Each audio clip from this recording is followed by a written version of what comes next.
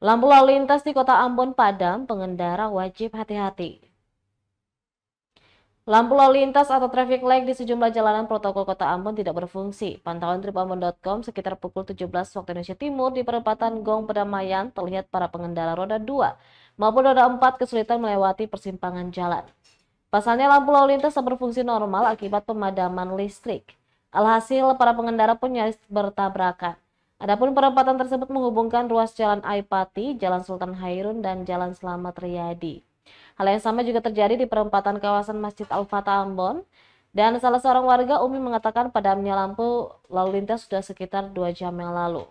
Dirinya kecewa karena tidak ada aparat kepolisian dari satuan lalu lintas maupun petugas perhubungan yang berjaga di perempatan jalan. Para pengendara pun diimbau untuk berhati-hati dan waspada. Download Tribun X sekarang, menghadirkan lokal menjadi Indonesia.